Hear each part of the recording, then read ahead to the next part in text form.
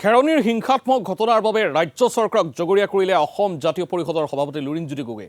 এই ঘটনা অত্যন্ত উদ্বেগজনক। ই এক ভয়াৱহ পৰিস্থিতিৰ ইংগিত বহন কৰিছে বুলি মন্তব্য লুৰিণজ্যোতি গগৈ। খিলঞ্জীয়াৰ ভূমি কাঢ়ি লোৱা আৰু বহিৰাগতই দখল কৰাক লৈ স্থলগিৰিৰ জনতাৰ উদ্বেগ আৰু শংকা বহুদিনৰ পৰাই আছিল। কাৰ্বি আংলং আৰু ডিমা হাছাওৰ দৰে ৬ষ্ঠ অনুসূচীৰ অধীনৰ ভূমি বহুজাতিক কোম্পানীক গতাই দিয়া আৰু বহিৰাগতই দখল কৰাক লৈ বহুদিনৰ পৰাই চলি আছিল প্ৰতিবাদ। কিন্তু এই বিষয়টোক চৰকাৰে গুৰুত্ব সহকাৰে নোলোৱাৰ বাবে এনে ঘটনা সংঘটিত হোৱা বুলি মন্তব্য কৰিছে লুৰিণজ্যোতি গগৈ। ৰাজ্য চৰকাৰখনে কেৱল কাৰ্বি আংলঙক লুণ্ঠনৰ থলী হিচাপে ব্যৱহাৰ কৰে। তুলিৰাম ৰংহাঙক মাত্ৰ ATM হিচাপে ব্যৱহাৰ কৰে হিমন্ত বিশ্ব শৰ্মাই। ভূমি বেদখলক লৈ বিভিন্ন সময়ত আয়োগ গঠন কৰা হ'ল, কিন্তু চৰকাৰে আয়োগৰ মতে একো কাম নকৰিলে বুলি অভিযোগ উত্থাপন কৰিছে লুৰিণজ্যোতি গগৈ। সকলোকে শান্তি সম্প্ৰীতি অটুট ৰাখি এটা সুস্থিৰ পৰিৱেশ গঢ়ি তোলাৰ আহ্বান লুৰিণজ্যোতি গগৈ। লগতে সেই লোকসকলৰ অধিকাৰ, চিন্তা আৰু শংকা নিৰাময় কৰাৰ দায়িত্ব পালন কৰিবলৈ মুখ্যমন্ত্ৰীৰ আহ্বান অসম জাতীয় পৰিষদৰ সভাপতিগৰাকী।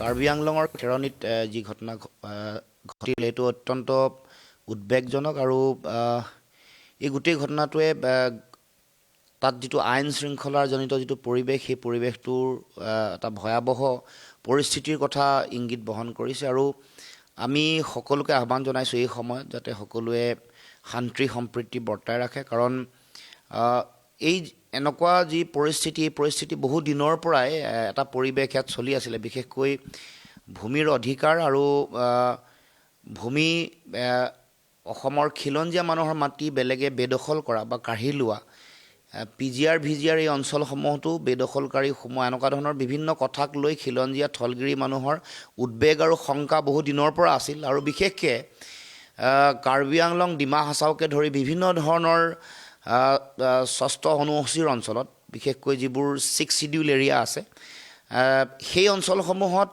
মাটি বহুজাতিক কোম্পানীক দিয়া, মাটি বেলেগে আহি বেদখল কৰা, সেইবোৰক লৈ বহুদিনৰ পৰা প্ৰতিবাদ চলি আছিল।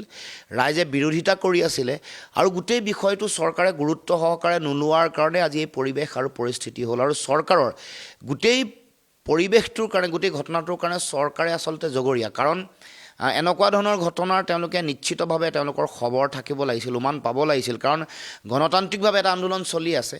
এটা জেনুইন এটা বিষয়ক লৈ, এটা গুৰুত্বপূৰ্ণ বিষয়ক লৈ ৰাইজে তাত আন্দোলন কৰিছে, প্ৰতিবাদ সাব্যস্ত কৰিছে। চৰকাৰে গোটেই বিষয়টো তেওঁলোকে উপলব্ধি কৰিব লাগিছিলে, গুৰুত্ব উপলব্ধি কৰিব লাগিছিলে, কিন্তু তাকে নকৰি কাৰ্বি আংলঙক তেওঁলোকে কেৱল মাত্ৰ লুণ্ঠনৰ থলী হিচাপে ব্যৱহাৰ কৰে। তুলিৰাম ৰংহাঙক তেওঁলোকে ATM হিচাপে ব্যৱহাৰ কৰে। আৰু তাৰ যিবোৰ জনগণৰ মৌলিক সমস্যা, যিবোৰ সমস্যাক লৈ জনগণ সদায় উদ্বেগ প্ৰকাশ কৰি আহিছে, বিৰোধিতা কৰি আহিছে বা সমস্যা সমাধানৰ দাবীত তেওঁলোকে আন্দোলন কৰি আছে, কিন্তু চৰকাৰে তাক লৈ কাণসাৰ দিয়া নাই। কেৱল মাত্ৰ তেওঁলোকে মাটি বহুজাতিক কোম্পানীক দিয়ে তেওঁলোকক সন্তুষ্ট কৰিবলৈ চিন্তা চৰ্চা কৰিছে। আৰু বিশেষকৈ মাটি এটা অতি গুৰুত্বপূৰ্ণ বিষয়। মাটিক লৈ সকলো খিলঞ্জীয়া মানুহে, ইয়াৰ স্থানীয় বাসিন্দাসকলে সদায় শংকাত থাকে। সেইকাৰণে ভূমিৰ অধিকাৰ সুৰক্ষিত কৰিবৰ কাৰণে বিভিন্ন সময়ত আমি দাবী উত্থাপন কৰি আহিছোঁ। বিভিন্ন সময়ত আয়োগ হৈছে, আয়োগসমূহে দিয়া পৰামৰ্শ বুলি কিন্তু চৰকাৰে ৰহস্যজনক কাৰণত তেওঁলোকে কাৰ্যকৰী কৰা নাই।